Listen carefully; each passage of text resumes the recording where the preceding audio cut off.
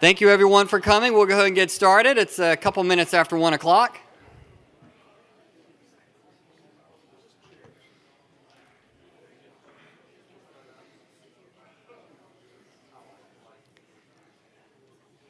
So one of the challenges that I have, Frank is a professional. He does this all the time. You'll meet Mr. Vane here in just a second. One of the challenges that I have is when you do the same presentation 2 times in a row, then you do it again. I'm sure the one that I'm about to do now is going to be way worse than this morning because it's hard to repeat what you just did.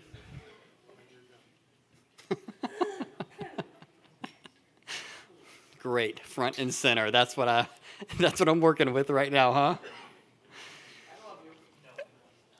Thank you for coming.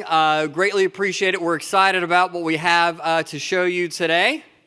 Also excited that through the use of space-age technology, we have a live webcast feeding to 425,000 homes.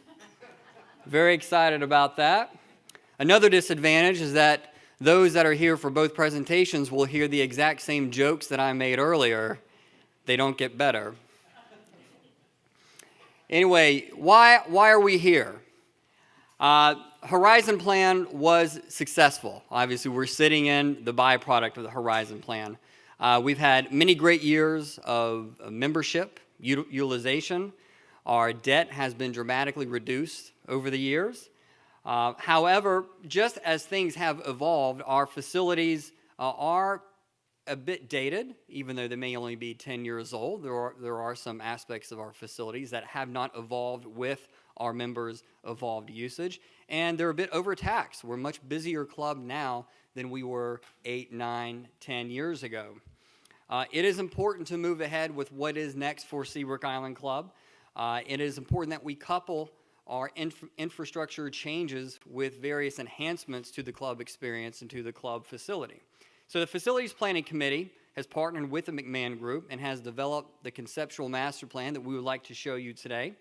Keep in mind that we do want to get member input. That is an essential part of this equation, of this process. You'll be given the opportunity to ask your questions, obviously today at the end of the presentation, as well as through an electronic booklet that will be sent out to you. There will be a survey there where we'd like to get your feedback on what you think about what you're going to see today and where you think the priorities of future enhancements should be. So why now? Well, it's important that we always maintain the value of membership, providing quality amenities for current and also our future members. And of course, as I mentioned a second ago, important to partner and combine reserve replacement projects with also beneficial enhancements. What you'll see today are projects that impact 3 main areas. One would be the Beach Club Pool Complex. 2 would be the Ocean Winds Golf Course Master Plan, which you may have heard a lot of talk about a few years ago when this was established. And of course, there are various Island House changes as well that you'll see. The agenda, we'll talk about the planning program, how it came about. Frank will review the strategic improvements. We'll talk about the financial plan and some options there. We'll also discuss the next steps as far as what is involved with communication, feedback, a referendum, a vote, those sorts of things, and then a question and answer session as well. One rule, if you don't mind, when you do have a question or comment at the end of this presentation, if you could keep it fairly brief, say maybe 30 seconds. We got a lot of very positive feedback, very positive comments at the last meeting, but some were a little bit long, and we do want to be respectful of everyone's time. So if you can keep it to about 30 seconds, and also utilize the microphone. We'll have 2 microphones that will be floating around the room, one on this side, one on that side. So please speak into the mic because the sound system is wired into the webcast and the recording that we have going on back there. The planning committee consisted of Bob Nairhood, Doris Reinhardt, Don Romano, Larry Buckman, Warren McCulloch, Jeff Ward, Fred Finke, Patty Baumel, and I had the pleasure of serving as well. It's a great group of people. Certainly appreciate everything that they have done. A lot of time, a lot of work has gone into this process, and they have all been huge contributors to this effort. I'd like to do now is introduce Frank Vane, president of the McMahon Group. The McMahon Group is a strategic and long-range planning consultant for private clubs. They are the number one, hands down, master planning and consulting group in the private club industry. They were founded in 1983 and have engaged in 2,000 planning sessions in private clubs of all types and sizes. You see their logos there of many of their clients, wonderful community clubs. Frank Vane has been, it's been such a pleasure to work with Frank, and a very important part of this committee, leading us along the way. Without further ado, please help me welcome Mr. Frank Vane.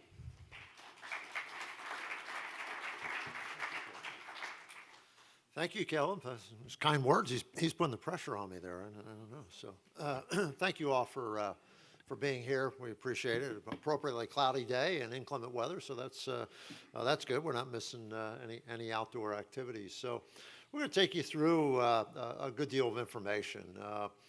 Before we do that, just a reminder, everything you see here on the screen is going to be sent to everyone. And so you're all going to have a chance to get much more familiar with this. So our job today is really to give you a good orientation and overview, answer key questions that you may have before that. But this is the kickoff to the process, not the conclusion of that. So important to remember that.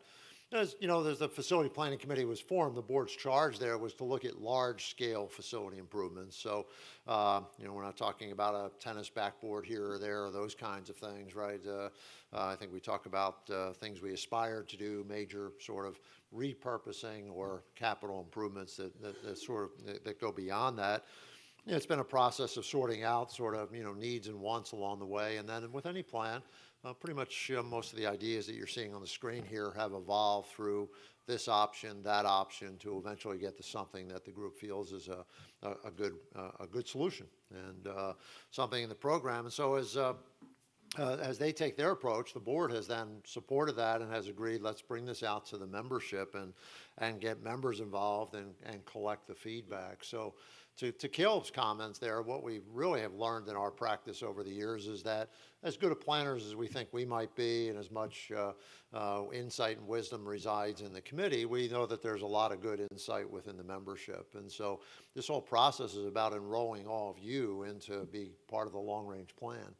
And so, you see on the left side here, that's been about developing that conceptual plan. And so we're here to communicate to you a plan. It's not a voting proposal. We're not near a referendum at this point.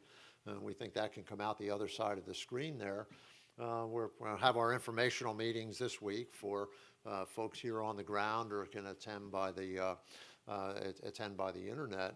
And then, probably sometime next week, you see in the middle of the screen there, send the information out and run the survey. So everyone in the club, all member categories, no matter where they are, will be getting a descriptive booklet.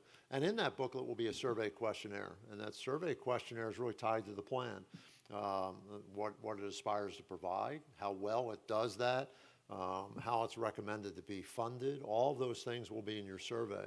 And you'll have the opportunity to critique and prioritize and otherwise offer comment on this plan, so that in our experience then when you go through that and ultimately then sit down with good data from a large cross-section of the membership, really may be able to make some effective decisions and decide, should this plan proceed just as it's outlined today, or should there be modifications? We are open to those modifications. We want to bring those into the process.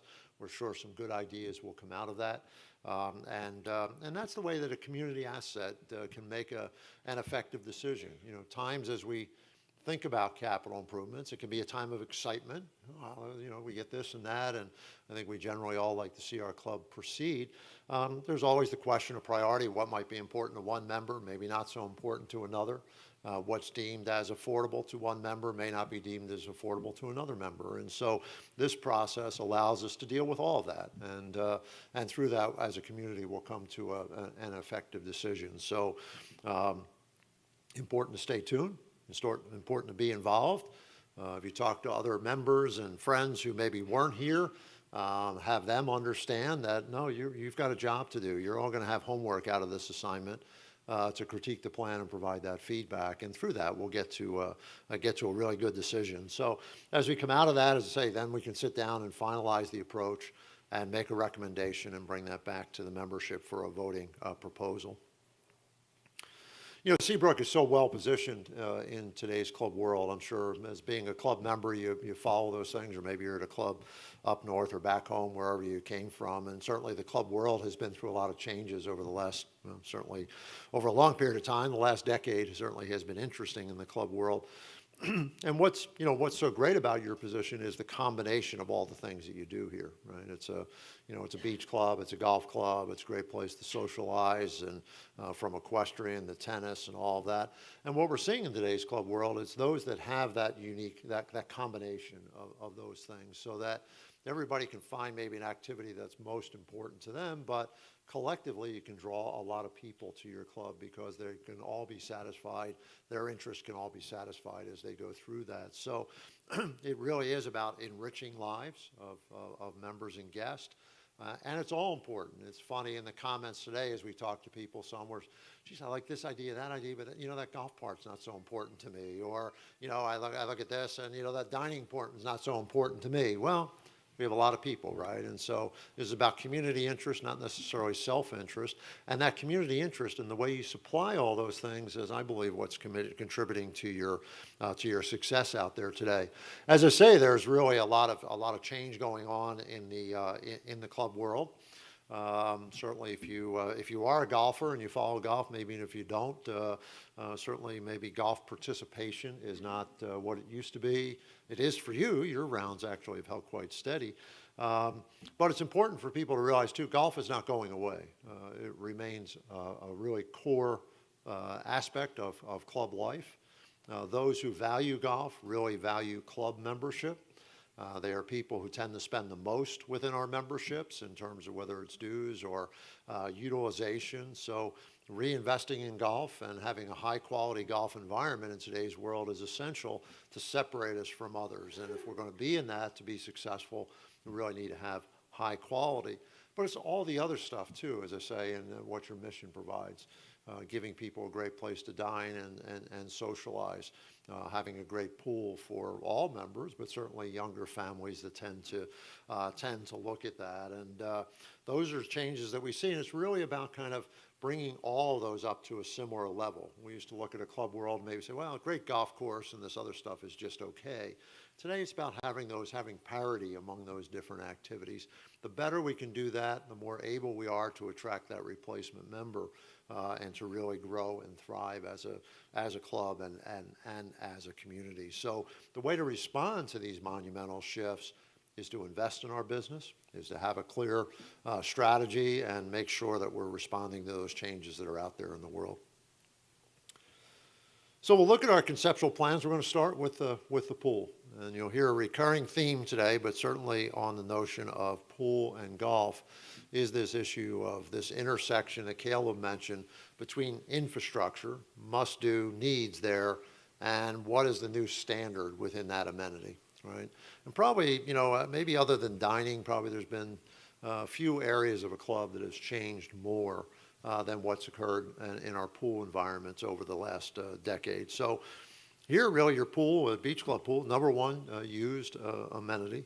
And as I say, infrastructure weighs in, right, over 40 years of age. So now you can replace the mechanicals and those sorts of things, but, useful life, you're pretty much there.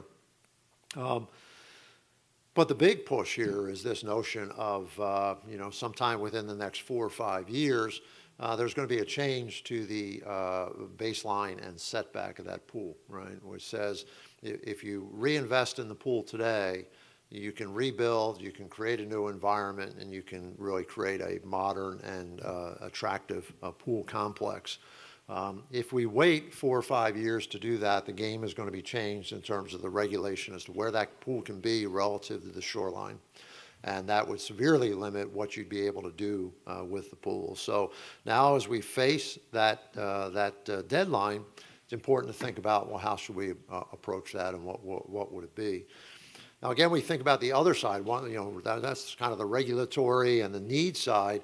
If we think about the opportunity side of that, I would tell you, in working through the club world today, there's really, I have a hard time finding a more impactful investment than what you can make in a new pool environment when you're looking at the new target market. That group coming in, the young families, it really is a driver, you know. And so I was saying to the group earlier, we talk about maybe changes in golf and other things to do. Frankly, one of the ways to get more golfers and be successful in golf is have a great pool in today's club world.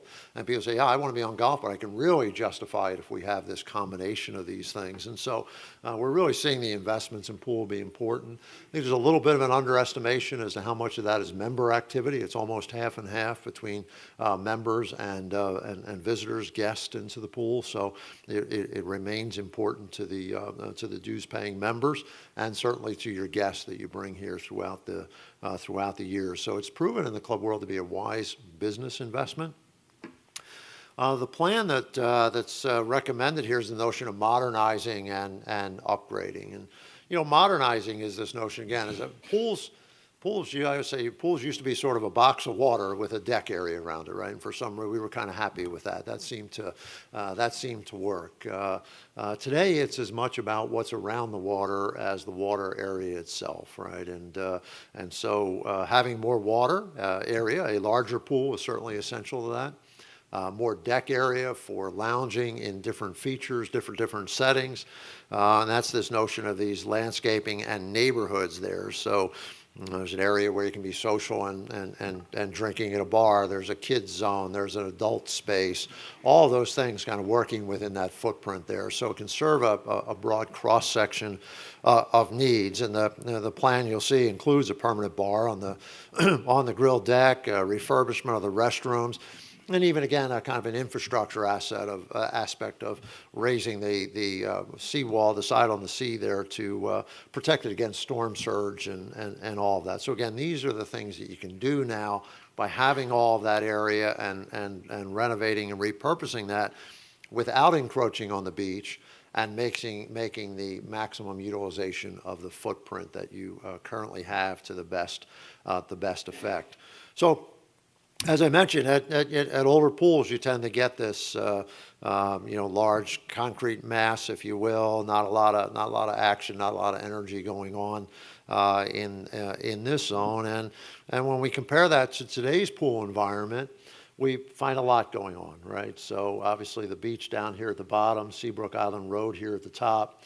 This is the existing kids pool, so that remains. That was refurbished in the Horizon plan. Pretty much everything else in the footprint here, you'll see kind of a reinvention. Some stays, the towel building stay, the restroom stay, but are renovated in that. And obviously, a new main pool is a big feature of the program here. So we talk about those neighborhoods. You get a kind of a kids activity zone, sort of here and here around this pool. You get kind of a neighborhood of a bar and grill area at a new pool bar here in the middle. You get an area over here of kind of poolside benches and the covered trellis area here. So again, everybody can kind of find a home there. We can have, loungers out looking out towards the beach and on this side of the pool. So, a lot going on there as you take a look at it. So the water area, as I mentioned, the fine print on the screen here says essentially the water area goes from about 3,500 square feet to about 5,400 square feet, right? So pretty substantial difference there. And the deck's going from around 2,300 to around 3,400, so about a 50% increase there also. So this really gives us the sort of that whole modern environment. As I say, this is the existing towel building, the existing kids pool.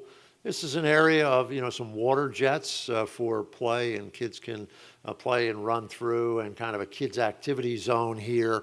Again, loosely described today. There maybe is some turf there. There's some games that they can play right there, and give them kind of a nice busy active spot right against their pool. Kind of as I said, the sort of pool bar here, under roof, a bar you can sit at under cover, kitchen cooking happening in the back there. As I say, the new decking and concrete bands here for that. As I say, kind of the wall rise here a bit to protect against storm surge coming into the pool when some of those storms filling it up with sand and the like. The new main pool that has, a sun shelf. These are popular today. You can actually sit sort of in the water but up on a high shelf. There's a handicap ramp coming into the pool for ADA purposes. As I say, they're kind of a renovation of the restroom facility. So this is really what modern pools are all about. Is a lot of it's the fun that's around the water. Everyone being able to find something to eat, drink, play in a zone that's appropriate for them. Very powerful, and obviously here, just off the side of your beach club and all of those sorts of things. This really is a truly modern and truly exciting beach club solution that you come up with. Of you looking towards that pool bar, undercover kids pool on your left, new main pool over here on the right, and you pick up the view going across the landscape there, a bird's eye looking over that bar out towards the new pool. That's that sun shelf that I mentioned earlier. Renovated restrooms here and a good lounge chairs all along this area. The sunshades remain as part of the program. You pick up a little bit here, and again, these are concepts, so you fill that blank in with the details there. But the kids' activity zone there that could be part of that. There's jets and bubbler and that sort of thing. In this location for that, or looking back, you can pick up some of those ideas of a sun shelf there. You can see sort of steps down into the pool sitting on here. You can see the handicap ramp coming down into the pool, some interesting shade areas still coming out and feeling part of the water, but not being in it. So that's that neighborhood effect all the way through. You can find you want to be back and cool in the shade here, up right on the water's edge, up in this location. A lot going on there, and just really highly recommend this to you. It's very powerful as to what it can do in terms of just having fun. Certainly attracting members to the club and guests coming here to use it. This is very powerful. I know in previews of this with the realtor group and folks like that in your community, pretty excited about what the implications of this kind of investment on home values, on utilization, and just overall on kind of the fun factor, if you will. So. As we move on, category 2 then is the Ocean Winds golf course. So this is really the implementation of a master plan that's been in place since about 2015, approved by the board at that point in time. And members have been asking about it and ready to sort of move ahead with this. A lot of interest in it. This is. Again, when you think about golf, I would say that I spend my life in that business and what we work there, and there's no doubt it has changed. But again, golf is not going away, right? And like any other business, the way to compete is to strive for excellence, right? And so there is a strategy for investing in that and what that can do for us as a club. The other thing way we can combat, again, changes in the game is to make sure that our course is capable of entertaining players of all skill levels. The high handicapper who just wants to have fun, and the other player the low handicapper who may want a more challenging environment.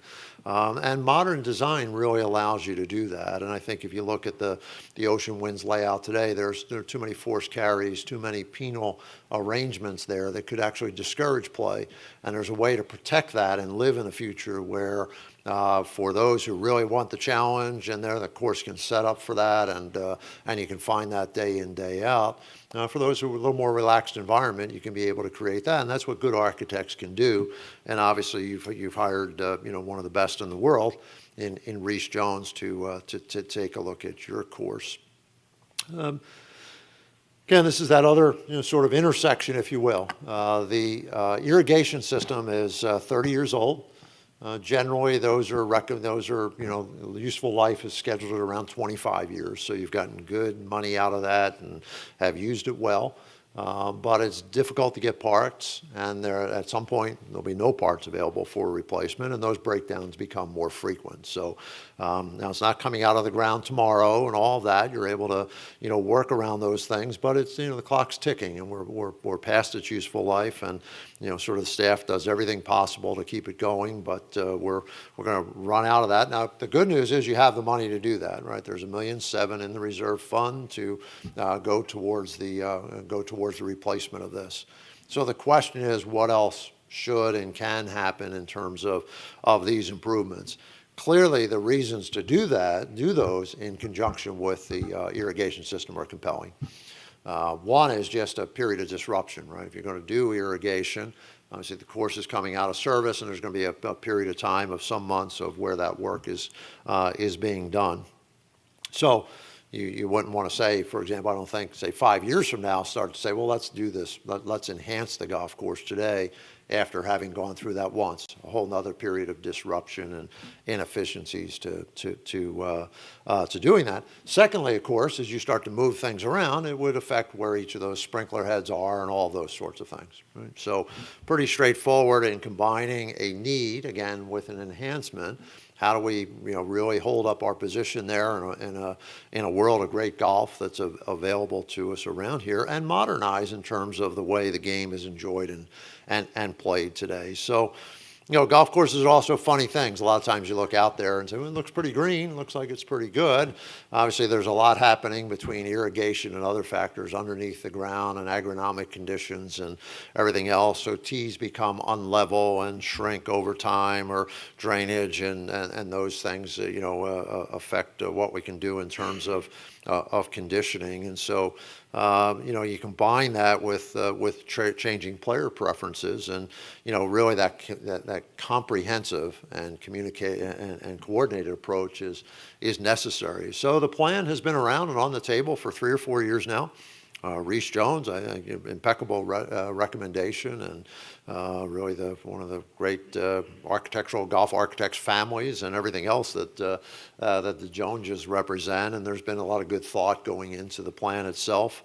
I think even the cost of the plan and everything today is lower than some initial estimates. There's been some refinement of that along the way. And wanting to move ahead. So you'll see boards in the back of the room. These will be in your packets, and 4 holes here that are just a little bit emblematic of the kind of changes that you could see on the golf course. This is the number 2 on Ocean Winds, and sort of the message there is what's being signified here is the tightening up of that bunker, right? And this is a good example today where that bunker runs all the way over here.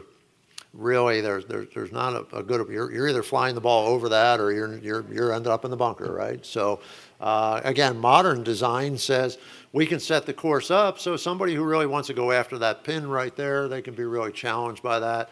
Somebody else who wants to play around that and get up here and is able to do it, right? And that's sort of that playability issue, as well as just the cost. You're maintaining that and everything day in, day out base, and we're just sort of frustrating, particularly the higher handicap player. Today's elite players, they love the ball in the bunker. That's perfect for them. They can get that up and down. We start giving long bunker shots, very frustrating and discouraging. Where if that's a grass area, we can get there different ways, chipping, other ways to get there are kind of fun. And so that's really the thinking here.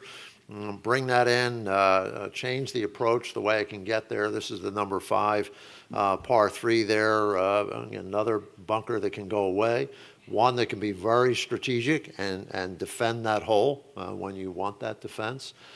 As well as then other areas that can be created to nice chipping areas, and again, kind of fun and some imagination that you can use to get the ball up there closer to the hole. Number 12, and again, you see the recurring themes here, parts of bunkers that are unnecessary. Over here, there's got a big X there. That's where you don't want to go. So you can make this a much more playable and attractive hole, and still, put teeth in it as necessary. And so you see the theme there. This is also a good example of, sort of if that fairway is widening out here, and now we have either, a chipping area, that sort of thing. And here, you're going to want sprinkler heads here, right? You're going to want water this grass and everything else that wouldn't be in sand. So this is the time to figure those things out.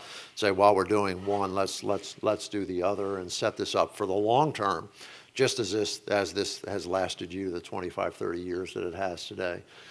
Same thing, number 16, you get again another feel for that. Smaller, different shape, take away areas that we don't need and frankly just cost us money and irritation, make it a good strategic hole, have the right irrigation and have that all work together in harmony. And so that's the recommendation for the golf course. And then as we look at I say item 3, there's a little bit of Pelican's Nest here. The Island House, really kind of the main focus of this. In the hospitality business, generally interior packages run you about 5 to 7 years, depending on how much you use them. So you might look at this and say, oh, boy, we just built the Island House. In some way it feels that way, but almost a decade on now, it's completely, really a lot of change in terms of look and feel and what's going on in hospitality design today. We'll get into some of the intricacies of it, but I would say sort of the mindset there is just to create greater flow and utilization of the second floor. And I think maybe as you're evaluating this plan, as you start to go out to dine or get a drink in places, take a look around. People today, the walls are coming down and areas are trying to flow together and sort of it all kind of works together in harmony rather than putting people in this room or that room for that express purpose, and that's really kind of the change. And the other thing that's happening, right, is we're just in this more casual world. And so outdoor dining is we've surveyed hundreds of thousands of club members around the world. Outdoor dining, when it's perfect, that's where you want to be. Of course, it's special, it's different, and certainly the way we dress and as a result entertain and socialize is also changed to this more casual look and feel. So obviously, we want to drive more utilization there. The reason to drive that utilization, we're not looking at that for dollars and cents on the bottom line. Utilization has some efficiency to it, and that can help in that regard. But really, it's about engagement, right? We want members using those spaces more frequently. I say, and it's true, the data backs me up. You might be a golfer or a tennis player or whatever. Everybody eats, and I think ultimately we choose to be in communities like this because we like other people. And all those great conversations, all those great events really happen around the meal period. And so having a dining facility that's really attractive that way has a lot of enrichment factor to it, a lot of engagement to it, and really can be a sense of pride within the club. I know Caleb and the staff have really taken on the mission in a world today where difficult to attract staff, retain staff. Food and beverage is a hard business, but the club has put a lot of thought into it, now using some of your temporary worker programs and your affiliation with USC and all that. Those are good strategies for today's club world, and this would give us a physical plant that we think would start to recognize that. So as we look at it, again, the beauty of having a new 8, 9, 10-year-old building is that's the future recommendation. There's one this little bump out in this corner here by your service yard is strictly a back of the house service area, so that staff has some place to keep their supplies. We're a little short in that regard. Other than that, no big expansion in terms of footprint, other than at the second level picking up an outdoor deck outside the Bohicketts bar, so that you can be in the bar and go outside, right? And again, take advantage of outdoor with views and having this bar space that pops to the outside is very, very attractive. So the idea, as I say, is a new Bohicketts lounge with covered exterior social dining deck is a big part of that. We're seeing again changes in the shape of bars, so there are more U's and horseshoes and all of those sorts of things to promote conversation and gathering, get us outside. Palmetto is really the space today that is highly underutilized, and its formal nature has an aspect of that. So again, stay within that footprint, but a more casual feel, low country decor. Now, if you want to come and have a nice dinner, that's going to be a great place to do it. You won't have to be right in the middle of the Bohickets and the bar and all those sorts of things. So still there, serves a good purpose, but we'd like to see more of that crossover instead of today where they seem to be really sort of isolated. And then the third part of this vision is to bring the DeVoe room into that same equation. So that might be the place with the smallest footprint. If you want the really quietest evening and quietest dinner, that's a place that you may go. At other times, we call it a wine room here. At other times, it would be a place that your wine events and wine tastings and all that, you could program some activity in there that would pick up well. Your wine program is growing. We think we can put wine lockers in there to build off that program. So as you say, sort of, they flow, they can work together, also create some different environments there from space to space that we think will be pretty impactful. So this is the floor plan.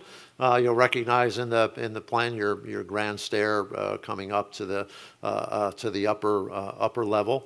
Palmetto rooms at the bottom, Bohicket's room at the top, living room and Seaview Terrace. This is the DeVoe room. So kind of going around the horn there, we see first the big feature change is taking the bar at Bohicket's. It's kind of long and linear and facing the wall today. More in a peninsula configuration that can really serve as more bar top, make it easier to get a drink, about double the number of people who can be sitting around the bar, and create an environment where there are high tops or maybe a rail here so that, again, we want to be in this space kind of up and moving around and have a real sense of interaction there for that. And again, these are concepts, but, that's the message, what table ends up where and all those sorts of things, to be determined. We do think that this area that doesn't get as much utilization and everything, all this space would sort of work together for that bar grill feel. And then this is your exterior window wall today. The idea is to be able to go through that, and out that you would find a new deck on the building. This was something, those who have been here for a little while, that was contemplated in the original design of the building, was not executed. I guess sort of valued engineered out of the building. Still a great idea. It's an even more important idea today, we believe. And, again, part of that would be covered. So inclement weather or sun and all of those sorts of things, still a nice place to sit.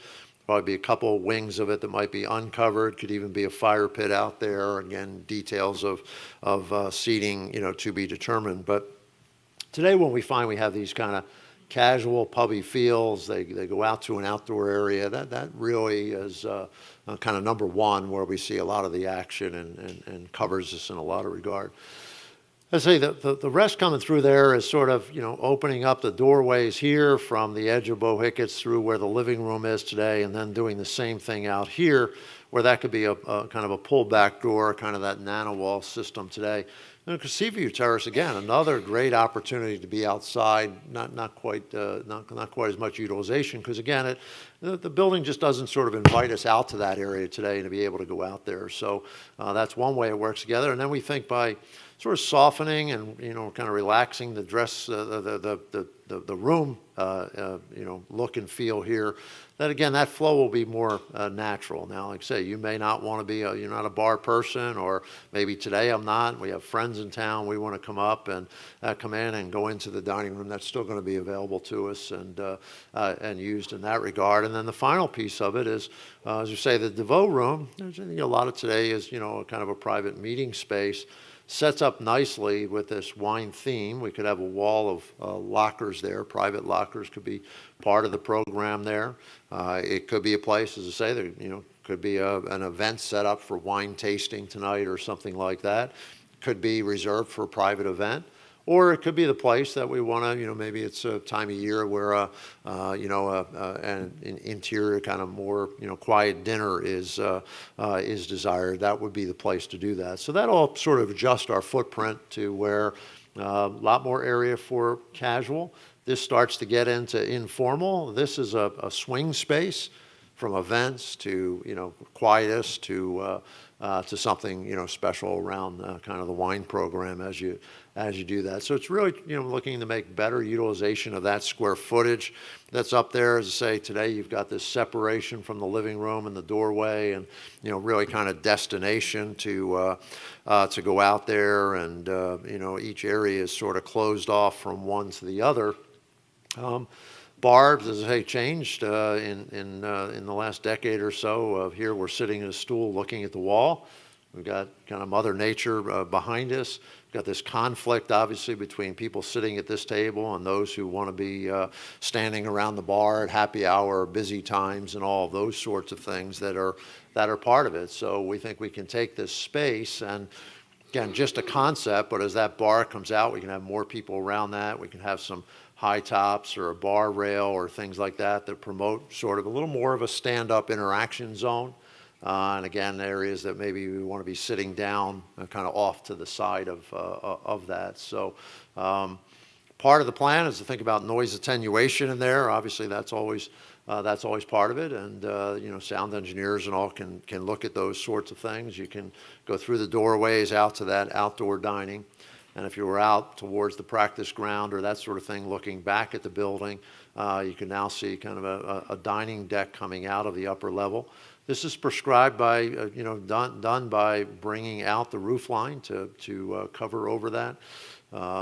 Really, again, maintains the architectural integrity of the building as by using that approach. And say Palmetto Room, footprint is fine. It's valuable and ocean view room. So we think getting more activity in there, and this is the DeVoe room.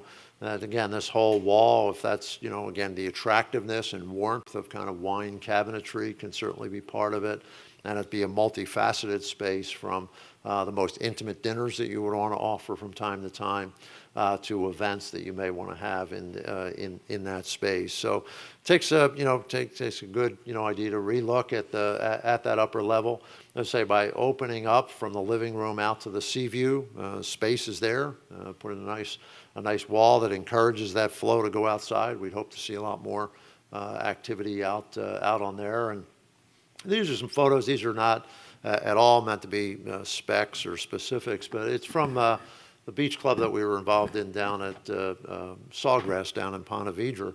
And you get the same kind of feel. So a little more relaxed tabletop, right? Different interior, taking advantage of the ocean view, and a mix of seating there, from some soft seating to table seating to bar side. Eating at the bar as sort of part of it. So obviously someone will go through the process of table and chair selection and specifications around all of those sorts of things. But you really have a wonderful new building here, just kind of about a refresh of that layout, getting max utilization out of all the square footage that's available to us in that level that we think we can use more effectively. A few other sort of cleanup issues, if you will, with going in the building. Bless you. This is the notion of looking at the first floor, as I said, and all things, again, decor and all that. Your club does such a nice job with your reserve funding. You'll eventually replenish decor and that sort of thing in this area. We just, Caleb cleaned up the storage room so we could take this picture, but. Day in, day out, it's tough, and as when you're first building a building, you're really thinking about every square foot, of course, and how you deal with that. But they're just sort of simply, they just need some space around this storage area. It's a back of house sort of zone. We can pick that up. Can kind of move this wall that's behind there, and again get some more area within the kitchen. We could break up this doorway here so that this stairway, which is really behind the house and meant for staff, no longer member passage, but let the staff really use that to access what they need to do between going through levels there or upstairs or those sorts of things. And so it's really a back of the house, kind of just be a wise time to kind of go in and address those sorts of things. Another one that's sort of akin to that, but we think will have a great effect on a lot of members, is handicap access coming into the clubhouse. So today that's done by coming through a work area and just not just doesn't seem appropriate. And secondly, you have safety issues that are part of that. So this is kind of the handicap access to the building today at the lower level. You know, we've cordoned off a zone to make that happen, but you know, we're in the bowels of the building now, but you've got an elevator there. So as we look around, there's really what we think is a fairly straightforward way to do this, is come in on the side of the building here. We can get that access through here. So this will be you can put a retaining wall right up here. That'll create passage through. You'll be on grade, be able to come right in and come through a little reception area, if you will, a little vestibule, get into the elevator and come upstairs. So, you know, pretty quick and effective. It lines up with the roadways and the handicap parking. We can come in here, get in that access and get upstairs, and think it's a necessary and appropriate program for safety and receptivity of these guests into the club also. And the final piece of this is, again, we're very focused on getting more seats for more drinking. So I don't know what it says about you people here, but actually the best place to get something to eat or drink, right, is by an ocean, isn't it? You know, so it's really just looking at the Pelican's Nest bar. Another piece of this is thinking about that check-in desk, not a vital or big ticket item associated with it, but again, a little more control coming on to the beach club and accessing the pool there. But it's really the notion of taking this bar and just enlarging that bar top. So we're in here today. The idea is expand around that, and what happens today is a lot of congestion and order stations and all that sort of thing, some confusion between staff and members and those things. So we create a significantly larger bar top. By the water, great place to eat. Staff can pick up drinks and go out and serve and make that all just function a little better. So, you know, the piece of that is you've got an overhang over here over the walkway today. This walkway is not here. And often there's a bit of a check-in desk, makeshift sort of here. And the idea is you could formalize that with a new covered entry check-in desk here. Also, let this be a bit more of a decision point as to if somebody's just coming and wants to go to the Seabrook shop, they can be able to do that and go around all that. Somebody's coming in and wants to go to the Pelican's Nest or over to the pool. We've just got, again, a little more visibility, a little more control there, all as part of that program. And as I say, that takes kind of the existing part of the bar, same, you know, style, architecture, look and feel, pushes it out. Again, more seats at the bar, both sides, workstation, pickup station, all as part of that to make that come better. And you know, just a good more space at the water. So it's been fun to look at all those things. I think the committee's put together a good project and good ideas. Obviously, thinking about those financially.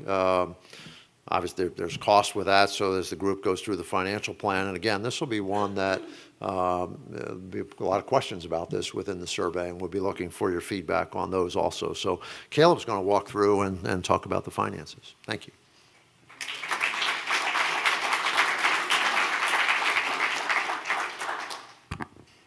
Thank you, Frank. All right, you see the project list there. Pool enhancements around 2.9, and then Ocean Winds Golf Course is around 3.4. Then the dining related changes, the Island House just shy of $3 million. The ground floor entrance $400. You can see roughly the dates of the work there. That again, based upon this design conceptually, in the ideal world, the project was approved and we decided to move forward with it in full. We would begin the pool enhancement project this year, starting in September of 2019, complete for season next year. Ocean Winds would pick up in May of 2020 and finish later on in 2020. And then the Island House changes would begin also in May of 2020 and wrap up by March of the following year. And of course, Pelican's Nest, we'd work on that during the winter months and have that ready for the season. So the board believes that there are excellent reasons for doing all of these projects, but the cost is significant. It is $10 million total for the entire package. A couple points that we just want to repeat that Frank has touched on already would be with regards to one, the pool enhancement. The setback and baselines, that is something that it is a looming issue, that those setback and baselines are going to move, and they are going to move most likely in 2024. It gives us limited time to improve this very old facility. There's a completely different set of regulations for pools with regards to the setback and baseline. If you want to know more information on setback and baseline, we can talk offline about it after the meeting if you like. But should those setback and baselines move, and they will in 2024, they're going to cut through the middle of where the existing large pool is now. And when that happens, we will not be able to reshape or change the pools in any way. They'll have to maintain their existing shape and existing size. We won't be able to do anything about the pools. So that is certainly gives us a sense of urgency to address that amenity. Ocean Winds Master Plan, again, as Frank had mentioned earlier, the irrigation system is going to be replaced in about a year or so. It's about $1.7 million to replace that irrigation system. And again, you put in a new system like that, and then you go back through a few years later and you try to make architectural or design changes, you're going to undo a big piece of that expensive irrigation system that you had just put in. So the board feels as if it does make sense that while you're making these changes to irrigation, let's go ahead and commit to this master plan as well. It's a more efficient way of doing it. You're minimizing the amount of time that golf course is closed. It just makes sense. And of course, the Island House dining trends in our membership combined with industry trends clearly indicate that while we have beautiful and lovely facilities, they are a bit traditional in their layout, in their footprint, in their design. And of course, our members, how they utilize their club dining, how they utilize their amenities, it has evolved over the past 9 or 10 years. How our members use the clubhouse today is very different than what it was in 2009, 10, and 11.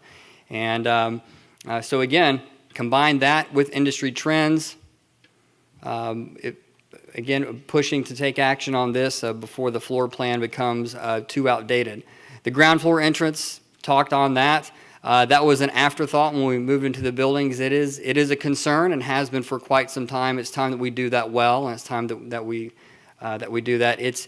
We need to keep work areas and member areas as segregated as possible. There are some obvious safety concerns there that we need to address. And of course, the Pelican's Nest bar, it's been too small from the get-go, but Pelican's Nest has been much busier than we ever imagined. So the increased bar gives us additional workspace for additional staffing. It gives us additional seating space and service space for our members, so everyone gets more space. Service becomes more efficient. Service becomes faster. We're excited about the Pelican's Nest bar changes. There are 3 options that I'd like to review with everyone today. Option 1 is the board recommendation. Option 1, again, all projects are $10 million. We would extend the current loan to 2030, refinance at a rate not to exceed 6.5%. Currently, rates are around 5.5%. The projected member payment impact would be $49 a month for full members, $33 for social, and $22 for community. The advantages to option 1, we're able to complete all projects. We reduce the overall interest expense to the club. The term of loan is limited to 10 years, and it does ease the burden of cash flow during poor economic times. The disadvantages, obviously, is there is a fee increase to our members. Option 2, again, we complete all the projects, but we extend the current loan beyond 10 years. How far beyond 10 years? We're not sure at this point. But in doing that, we would be able to include all costs, and it would result in no increases to member fees, $0 for full, social, and community members. The advantages are pretty obvious. We would be able to complete all the projects, and there would be no impact to current member fees. The disadvantages, it does increase the period of debt. It is a greater cash flow burden on the club. Possible impacts to the ability to fund future capital projects as, again, if we take on an additional period of debt, more future capital projects are going to be coming our way. We're going to butt into them, and it could impact our ability to finance those. And of course, it could be a possible concern to prospective members and property owners. Option 3 is we reduce the scope. We extend the current loan to 2030. Again, refinance at 6.5%. Projected member impact is $0 for full social and community members. Advantages, we're able to complete the higher priority projects. There's no impact to current member fees. The term of loan is limited to 10 years, and it does ease the burden of cash flow during poor economic times. The disadvantages are we don't hit the key dining trends. We aren't able to address those. And again, while the Island House is well maintained, it will begin to show signs of datedness, both aesthetically and operationally. That will happen in the years to come. So something to keep in mind, the project survey that will be part of the electronic booklet that Frank mentioned earlier, that should go out, we think, sometime next week. That will provide you with an opportunity to select your preferred option as well as inform us of the projects you deem more important. The choice not to engage in anything is an option on the survey, but of course that is strongly discouraged by the board. I think there was a webinar recently that much of the board and I had the privilege of listening to, and there is a key differentiator between clubs that tread water and clubs that thrive, and that is that clubs that thrive are always looking for ways to change, evolve, and grow. Clubs that tread water don't do that. They're okay with what they have, and they swear that they will always be okay with what they have. Those are the clubs that slowly begin to fall behind.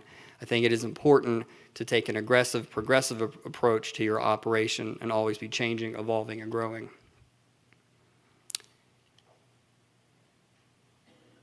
The next steps, you saw this slide earlier, so here we go. So once we conclude the member information meetings, which the last one is tomorrow morning, we will go into the mode of sending the electronic booklet out with the survey. Again, that's next week. Once we get the data back from that survey and we understand what the preferences are, we will then make adjustments if we need to make adjustments, and then we'll package it and we'll send it out to the membership for a vote. Roughly, this is the timeline. Member meetings finishing up tomorrow, send the booklet and survey in late February, get the data in March, we'll announce the recommended plan in early April, and by mid-May we should have the referendum buttoned up. So the voting time will be roughly April and into mid-May. Back to Frank.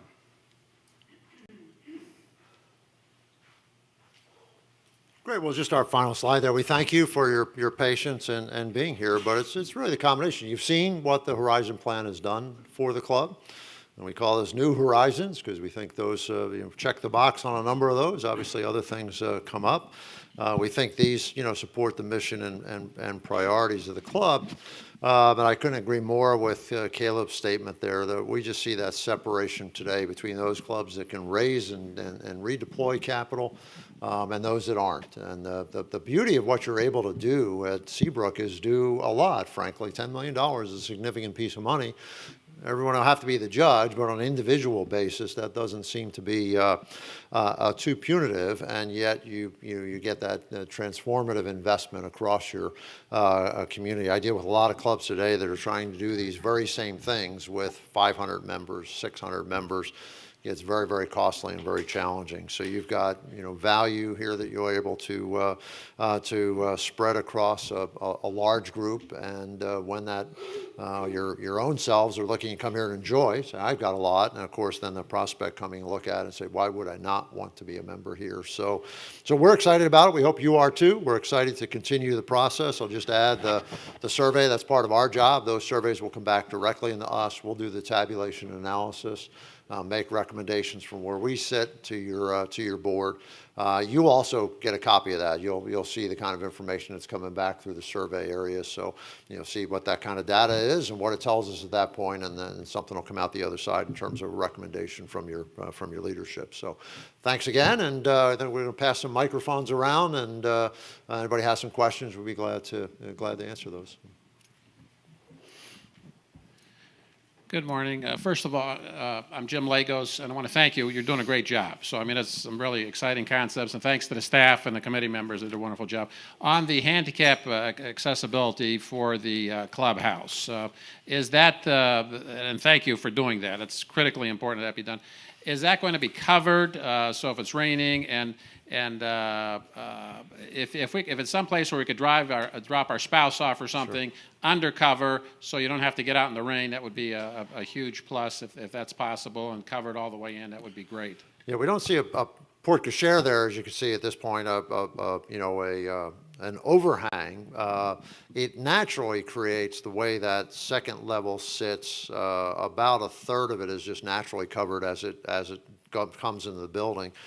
Putting something over that would be easily done. Is easily to put some sort of, something to shed water there across the expanse of it is able to be part of that. So. Hey, this is Rich Goheen. Great job, Facilities Planning Committee. Like it a lot. Two questions related to the pool. Next to the pool is a circle of palms that is used for, wedding receptions, events, etc., and the building, which is the kids club. I'm assuming that area has the same setback issues that are going to affect us in 2024. So if we're trying to promote more weddings and corporate events and things like that, was that area given consideration as well as the pool renovations?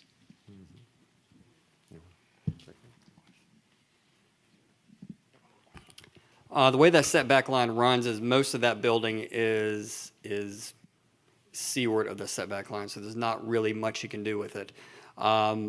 We did renovate one wing of the Ocean Terrace for kids camp, and the other wing is going to be renovated for basically a finishing kitchen for food and beverage functions that will support additional weddings, additional events out there. But the Ocean Terrace Pavilion as is, we're pretty happy with that. We didn't really go down the road of looking at any changes in that area. Last question. Yeah. I think it was Hurricane Matthew where we actually had sand and salt water in the existing pools. Mm-hmm. We talked about increasing the seawall. So based on the surge we had from Matthew, would that have prevented sand and seawater to come into the new pool area? Right. And will it also block the view from the pool area out to the ocean? It's a great question, no, it will not. So what's interesting about the small pool and the large pool is elevation-wise, there's about a 16 to 18-inch difference between those two spaces. For, I guess, 3 hurricanes now, or 3 named storms anyway.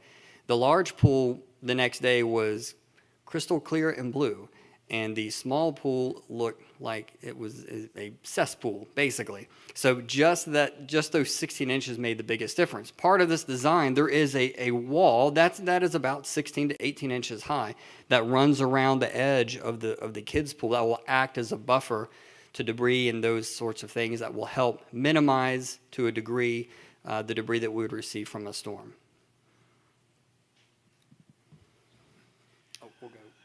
Steve Montague Pollock. My question is, first, there's been no mention about the expansion of the kitchen. You're talking about storage, but right now, my understanding is that our capacity in the kitchen in this building is about 30 plates every half hour. And if we're trying to expand the dining facilities, how are we going to handle this additional capacity need? That's a great question. I don't know, when you look at the design changes with Bo Hickett's and with Palmetto, with Bo Hickett's becoming more of a pub, Bo Hickett's becoming more of a pub, Palmetto becoming more casual dining. I don't know if the volume would increase that much as far as during peak times. We really didn't go down the road of any significant kitchen expansion because in order to do that, it would add significant cost to this because there's no way to go. You'd have to build out 2 or 3 stories of this building. We are increasing to a degree the size of the banquet kitchen down here, adding some workspace, some storage space, as well as utilizing that little corridor there for additional kitchen space and banquets, which would be very helpful. But no, right now there are no plans to expand the upstairs kitchen. So one additional question is, one of the prettiest views from this place is looking out this way at sunset. And we're really not taking advantage of that. I mean, from the Seaview Terrace, you can see it.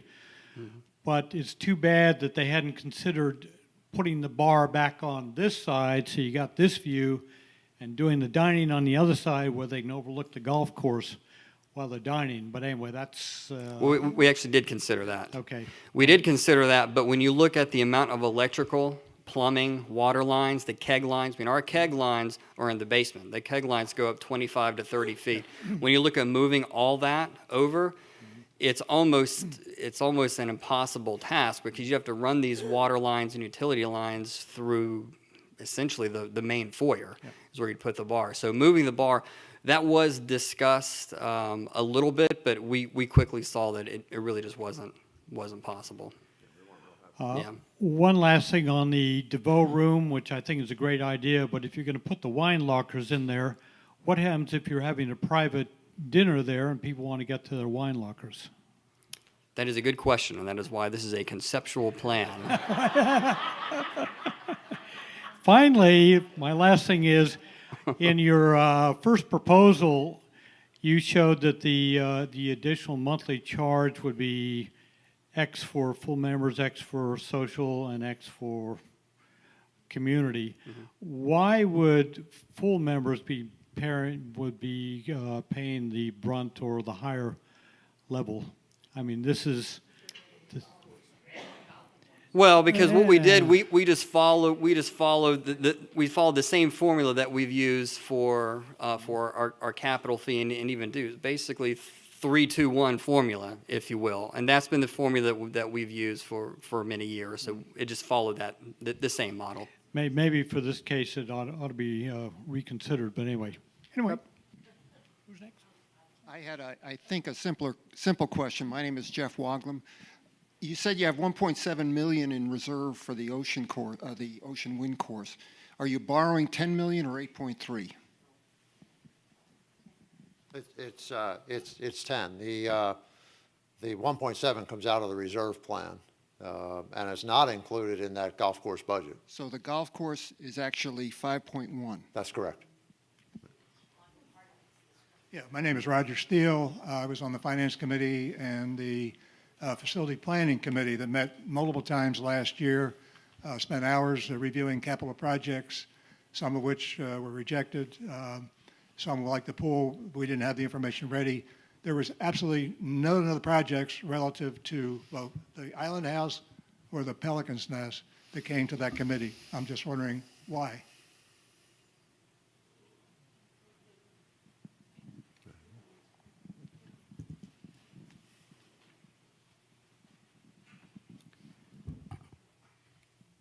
The short answer with why is because we didn't really go down that road of looking at what could be changed with the Island House until later. At that time, we were really just looking at the pool. We were looking at the master plan. But then as the process went along, we decided that we needed some professional guidance and help because this thing could snowball. When we brought in Frank from with McMahon Group, we broadened the scope to look at where, if we're going to go down this road of really investing back into our facilities, we need to look at everything, not just one or two amenities, but look at the whole unit collectively. And that's where some of the Island House and Pelican's Nest changes came from. Yeah, my name is Dennis Nolan. The question about the golf course renovation. Certain holes on the golf course that were were on the priority list when the plan originally came out have been omitted from this plan, namely anything that is remotely close to any of the marshes or wetlands. What was the primary reason for, like, they're not going to, you might redo the greens on 16, but you're not going to do the fairways or the bulkhead that was in the original plan? No, the original plan is still intact. The images that you see, that's not just what we're doing. Those are just example images of the kinds of things that we're going to be doing. The Ocean Winds Master Plan is still, that's what we're looking for in its entirety, which does include recontouring the fairway on 16. It includes everything that's in that booklet. We haven't changed that master plan at all. That's what's quoted, and that's what is part of this project. The amount that's in the budget covers everything, not just what you have featured here. Correct. Everything on Ocean Winds. Okay. Yes. Thank you. Want me to sing? I do that too. I'm Lee Weber. I wondered how this change in the golf course will affect the drainage study, number one. Number two, my comment is that please refurbish the elevator. It looks terrible. And my third comment is, and not to hurt any feelings, but really, if you want to increase the dining attendance, you really need to improve the quality of food and make it levelly, at least good. What was the first question? I wonder Drainage. How the changes you're doing to the golf course will affect this whole drainage thing. We're Sure. going to start a drainage study, and if the study is done and then you change the levels of things, will we be at odds?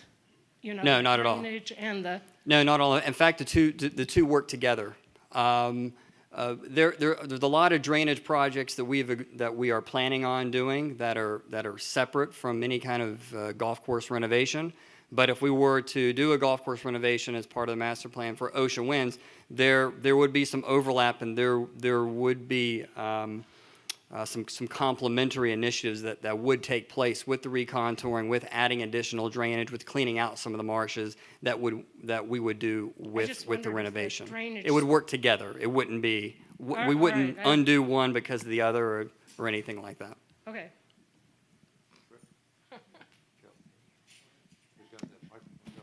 Hi, Cindy Robertson. My husband and I have been owners and club members for 22 years. And just a couple quick questions. Is our Horizon plan debt 8%? Is that what we're paying now for that? 8%. Interest rate. 5.5%. 5.5%. Okay, so that you're talking that we're going to be refinancing this for about 6.5%? Not to exceed. Right now, interest rates are 5.5%. So, Okay, well, they're that's- going up a little bit. So we're thinking, based upon the models that we've run, we ran them at 6.5%. Okay, second, Frank mentioned that golf is not going away. And it might not be going away, but it's definitely decreasing in popularity, especially with young people. And I think that's who we're trying to more target in terms of coming to Seabrook.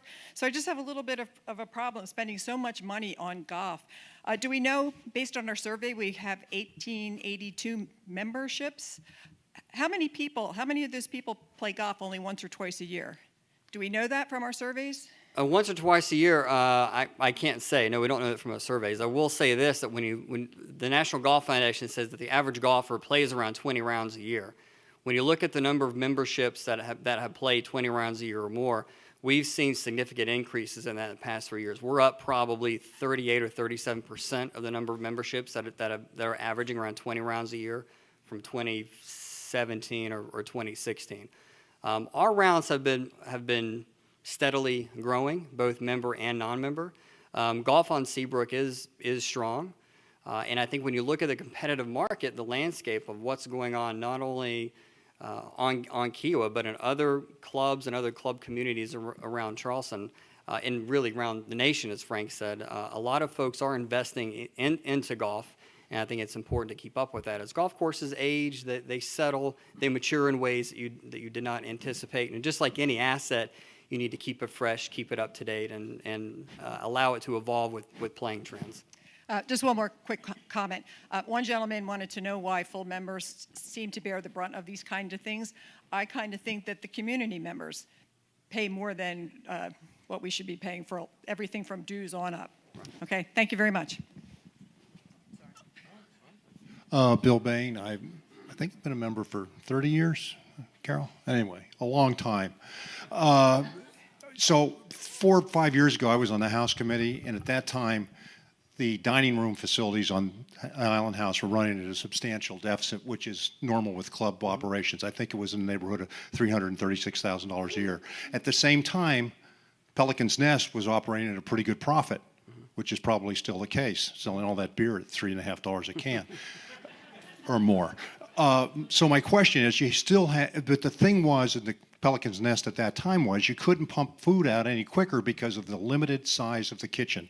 I think I read on there it's at 1,250 square feet, and you've made no attempt to make that larger in spending all this money. And it just seems to me, here you got a profit center, Right. the Pelican's Nest, and why isn't the kitchen facility on that side been expanded? And secondly, a comment, rather than just having options 1, 2, 3, 4, or 5, whatever, why don't you allow the members to vote on each project individually, up or down? You will. So that's what I think that's really the way we should do it. Right, absolutely. That will be part of the survey. You will be able to rate which projects you think are high in priority, so you will be able to do that. With regards to the kitchen, that is something that we did look at with the McMahon Group.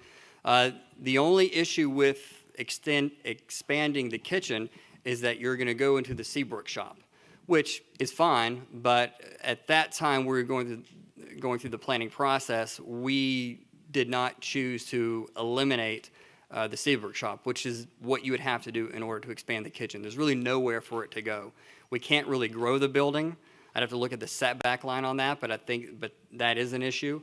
But the only way to kind of make the kitchen bigger is to go back to the Seabrook shop. One of the benefits of the Osprey Cafe is that it should alleviate some of that pressure from Pelican's Nest. We've seen that with Captain Sam's, with doing a little bit more with the poolside grill. That's taken some pressure away from Pelican's Nest. We expect the Osprey to do the same thing. So rather than going down the road of how can we make the kitchen bigger, we're going down the road of what other clubs and other resorts and even really theme parks are doing, where instead of just growing from one area, you create different options and you spread the traffic out with these different options. So that's more of the strategy we're taking. But it's a very good question, Mr. Bain. One last comment on the pool, the whole pool situation.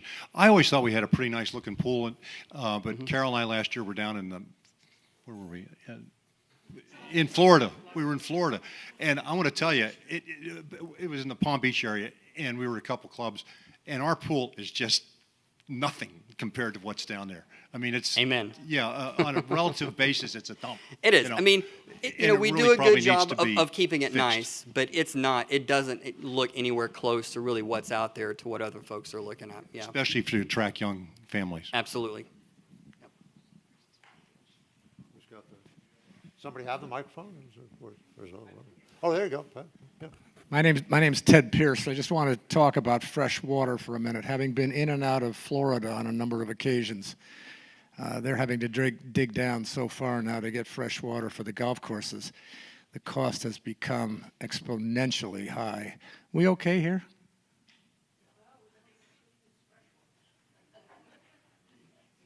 Water-wise, yes, we are good here. We use a lot of deep well Okay. water effluent. We're good. Just one follow-up question to the budget on the golf course, or what was included in it. I mean, my own personal feeling is that you may get a lot of opposition to Golf's not going away, and the great clubs are investing in golf as part of that. It's still the best business to be in terms of those who want club life, and everything else that goes along with that.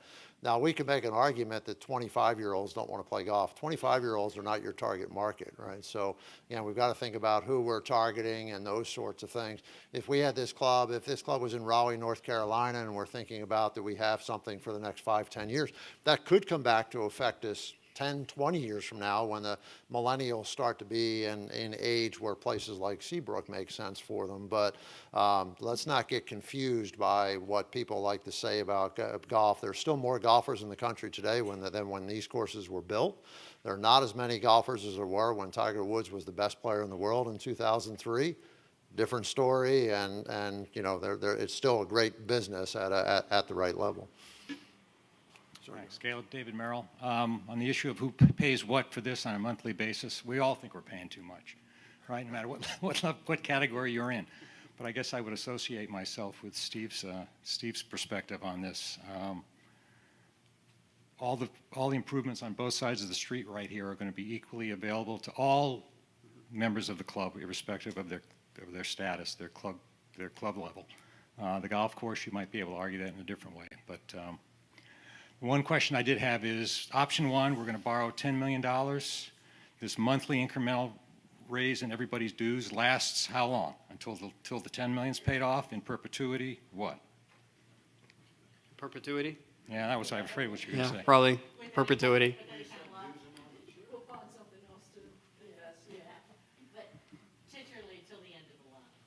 Well, which is it? That's the question. To be fair, what it's based on is, that's what we would need. What it's based on is that's what we would need till the end of to pay off the loan. Right. To be honest, and to be very honest, when that 10 years comes up, we may be looking around Absolutely. and saying, guys, you're already paying it, just keep paying it. So I'm not going to sit there and tell you it's going to magically go away. So I find it. this will be spelled out in some specificity in the materials we get before we vote, right? It'll tell you what People are it's going to ask. Yeah. Yeah. Okay. Yeah. Yeah. Things change. You can't say in 10 years we won't be. Well, and that's exactly it. We're not going to say it's going to magically go away. Yes, ma'am, in the back here. Karen Nuttall, I have a question about the pool. You had some shade area. Will there be concrete there? It looked like it was all in sand. Will it be set up like it is now so you can overlook the ocean? It will. So when you look at that's a good question. The image is a bit misleading. Anything that is within the gates of the pool complex, focus on that. Anything that's outside of that, like where the current shade system is and that sidewalk, all that remains the same. All that remains the same. Is that Karen? Does that answer your question? Okay. It's me. I'm Maggie Bankston. I've been a member for about 19 years. Thank you for the presentation and all the really good questions. One of my questions was back on the dining again, because yeah, I would also be concerned with the expanded seating upstairs and more utilization at the Pelican's Nest that we'd have trouble serving it if, at peak times or even regular times. But what did you mention, the Osprey kitchen? Is that going to be where the arcade is? Correct. Osprey Cafe. Okay. Right. But is that same? And what's going to be there? What kind of food, or is that Grab the and go to-go? sandwiches, ice cream. That Okay. very very casual. Okay. What about this new proposed pool bar grill? Will that really be a cooking grill?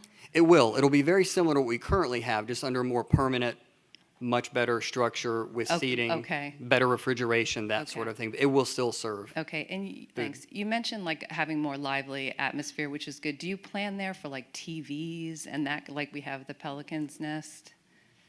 And Haven't gotten to that level of detail Okay. yet. Yeah, because that So- might be a little, because that's what I was wondering, Right, what right. kind of grill, because it could be kind of noisy and smelly and not really. No, there's actually, when like, you look at impact the the design, pool. there's a pretty nice concrete area that's kind of blocked by landscaping, which Okay. is where the grill will go. So it'll be out of sight, but it'll be similar to what Captain Sam's is now with Okay. grilled sandwiches, chicken. And if someone hot can dogs, invent burgers. like a frozen drink machine that doesn't ring, that would be Right. great. If we can get, if that exists, Well, we have that would be great. We Do have we that. really? Good. Right. We have that, and that pays for itself in about 3 hours. At the Pelicans? Okay, good. And then one more question about that Ocean View Terrace. It's a lot of space. Mm-hmm. And you mentioned you've reviewed you're really happy with the utilization of that? Because that's a lot of space. And I'm not here full time, so I don't know Right. how much that get utilized and what that building is really for. We are happy with it because that is where we moved kids camp to that space last summer, and we received a tremendous amount of positive feedback on that. We like that space. The other wing on that pavilion, we're going to do a renovation toward the end of this year as more of a banquet kind of finishing area that supports the events, the member events, as well as the weddings that we have on Ocean Terrace. We don't really have a great workspace for the staff to support those events like we need to. So that building hasn't really been fully utilized for several years, but after this year, we'll be using all of it and pretty happy with it.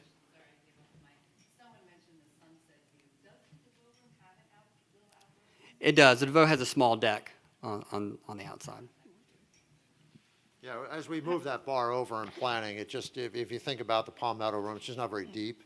And all of a sudden, it was just really dominating the room and cutting off the flow. And so it just, we did sketch those up. It just didn't really play out like we initially, that was actually our initial thought and didn't seem to pencil out. Hi, I'm Melody Murphy. Just a couple things. One, when you were going through the options of option one recommended by the board and so on, all the way down to do nothing, it seemed like there still should be one more option in there. If the worst case scenario happens and people say we don't want to really do these improvements, seems like there should still be an option for them to say, okay, we do agree, we need to improve our handicap access to the building. Because that seems almost like a no-brainer that should just be done Well, and I think generally, as you look at those options, just sort of staking some ground on the side of that. Frankly, the way you can use the survey data is, there are an infinite almost number of options that are kind of within a plan of this magnitude, covering 3 different areas and everything else. So, so those could bubble out of that if you get into it.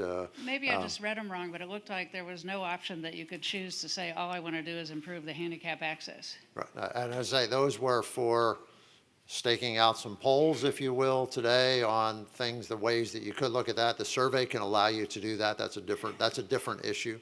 That's a little granular for this exercise. This exercise was just to indicate, hey, though it has that level of fluidity to it, the survey will pick up the research that will tell us what those things were. So there will be a I don't question. think you're understanding. Okay, because, yeah, the slide said, do you want to, you're going to give this back? You're going to give it back?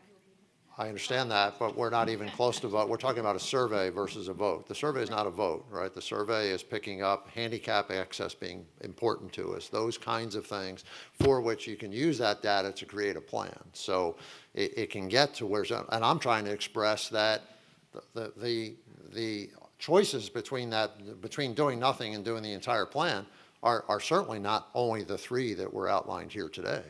Right? So the survey can pick that up, and you can modify that and come back and say, well, it's the handicap access is this or that. That comes out of that exercise. So it's even more fluid than that. We're just trying to give you the sense that it allows us to do that, and the process will allow us to do that. So it can go either way. Oh, no, there you're done. And then just the other thing, to key off of what Steve Pollock, Montague Pollock was mentioning, about orienting to, we have this like spectacular ocean view. It's got beautiful cooling ocean winds. It's got a beautiful sunset, and we never utilize any of the space that looks out on it. And you talked about it's going to cost too much to run keg lines or whatever, but if you didn't spend the money to build an exterior space overlooking the driving range, but did more creative things to utilize the existing space that overlooks the beautiful ocean, it would seem like you could offset the cost of running keg lines. And I'm just surprised that that wasn't one of the options to utilize the existing beautiful ocean view. We looked at options there with operable windows there or other kinds of things. You have the Seaview Terrace there. If we can bring that more into play, we think that offers some opportunity to do that. You could put operable windows, sort of, create kind of a lanai effect into that space. But ultimately, as we went through each one of those options, they're less appealing than they might seem when first thought about. The way the floor plan is set up today and the allocation of space actually works pretty well. And so, but that's feedback that we can get, and if that's what folks are looking for. The west side is just not really as conducive to setting up beyond sort of what the current design seems to suggest. But again, that's the kind of feedback we'll take a look at and see where it takes us. Caleb, just to urge you to pay close attention to the options, because one of the things we mentioned this morning, the second option that allows for no increase to member payments, we estimated, and it's just an estimate because we haven't got a lot of feedback from lenders yet, that the term would be going more to a 12 to 15-year term. We're not looking at 40 years with all kinds of craziness attached to it.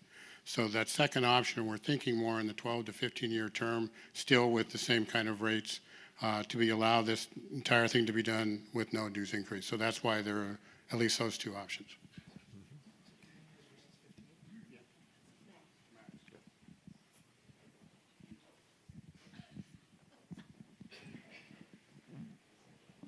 Hi, my name is Jan Brandon. We're new to the island, so I don't have all the history on the original building, debt, etc. I'm curious, one of the cons that was listed for the option 2 with no debt with option 2 no dues increase was the concern of prospective members about the amount of the debt. Can you compare because I don't know what this was, what the debt we took on to build this place was versus now, and why that was not a concern then and it's a concern now? The debt we took on for Horizon was 18 million, and from what I remember, it was a concern at the time. A lot of folks that were looking at property on the island, that looking at membership, it was a big concern. We also, the rumor mill on the island area and our neighbors generated some pretty nasty things about how we were getting swallowed by our debt and wouldn't be around for probably much more than a couple more years. So that level of debt was certainly a concern with folks that were looking at property. It's something that over the years we've just gotten a little bit sensitive to.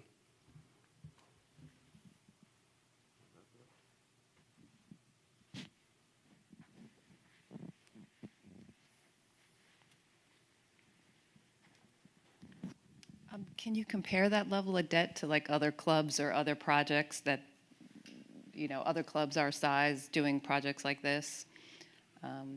Well, in the scheme of things, it's relatively low. Average debt today at any club today is around $3.5 million, and the average club only has 500 members to it.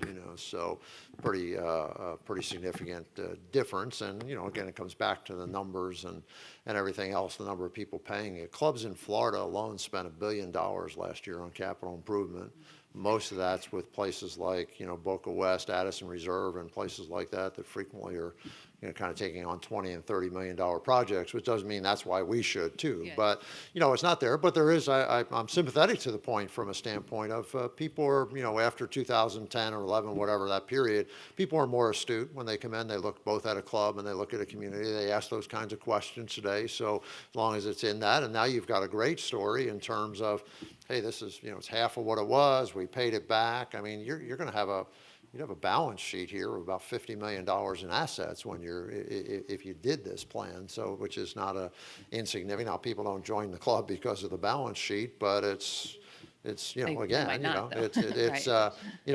there. So no, the number does not, and like I say, even on the cost basis, it's distributed across a pretty good population. And then Caleb, you mentioned a couple of things that the committee considered and then didn't put as part of this proposal. Are there any other big ones that you thought, hey, this would be great, but for one reason or another didn't make it into here? Miniature golf course.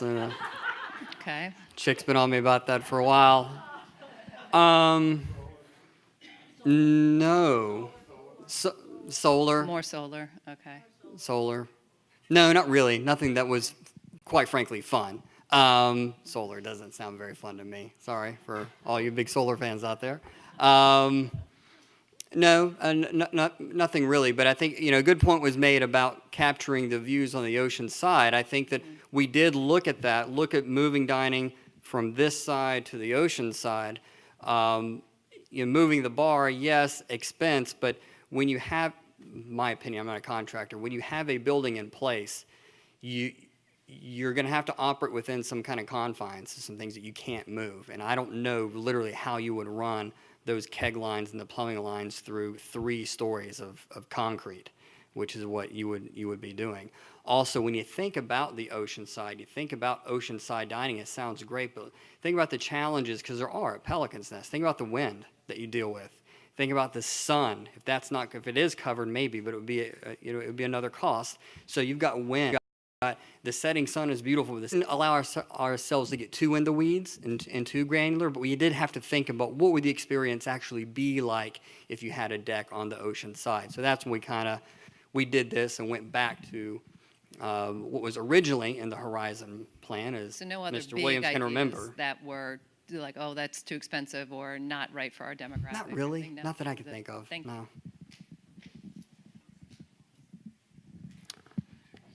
Well, it is. We let it go a little bit long, like do an hour. Mr. Strobel. Okay, one more question, and then we'll button it up. Well, I need a mic because we can't. We'll be able to hear it on the recording, Eric. First of all, job well done and very informative, and thank you. The one question I have is, will there be any subdivision of the total amount of money that will be going for the improvements in the island house? So, for example, if you did all of the bar area, et cetera, that's $1 level. The outdoor eating part, that has a certain amount of cost associated with it. Will there be any amount of subdivision of the total renovation to the island house? Not determined yet. We could do that.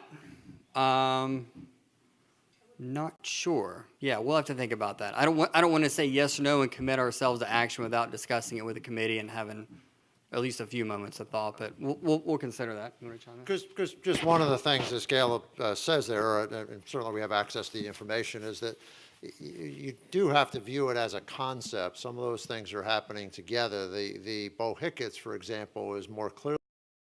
So what we did with the golf course, the golf course